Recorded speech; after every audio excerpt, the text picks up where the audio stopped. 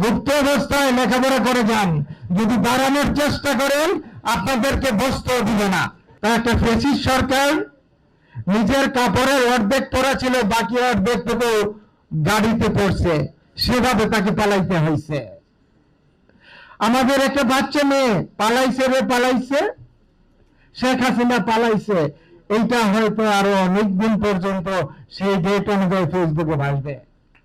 ওই মেয়ে হয়তো বা জানেও না যে শেখ হাসিনা কতটুকু ফেসিস্ট ছিল, কিন্তু যে পালাইছে, যার অর্ধেক সুটকেস হয়ে গিয়েছিল, বাকি সুটকেস নিয়ে গেছে দিল্লিতে।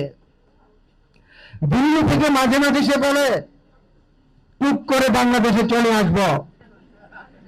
আমি বলি বাংলাদেশ আপনার লাশ পর্যন্ত গ্রহণ করবে না। এই বাংলাদেশিরা শেখ হাসিনার ফেসিস্ট শেখ হাসিনার লাশ বাংলাদেশের মাটি গ্রহণ করবে না। সেই স্পিড যাতে আমাদের থাকে, কারণ বিপ্লব এখনো শেষ হয়নি। আমরা সেটা বলবো।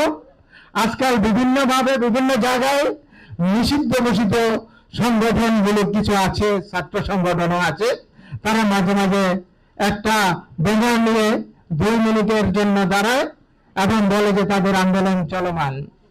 আমি বলতে চাই, এই জগন্নাথের আশেপাশে যদি এই ধরনের হয়, একজনও যেতে পারবে না, যতজন আপনারা আছেন না কেন। জগন্নাথবাসী এই নিষিদ্ধ ঘোষিত ছাত্রলীগের একজনকে সহ্য করবে না। আপনাদের সময় আছে, এখনো ঠিক হয়ে যান, তওবা করেন, ফ্যাসিস্ট হাসিনার কথা বলে যান। আপনারা যারা আছেন গুপ্ত অবস্থায় লেখাপড়া করে যান, যদি দাঁড়ানোর চেষ্টা করেন আপনাদেরকে বসতে দিবে না। ধন্যবাদ। আপনাদের এই স্পিড যাতে থাকে।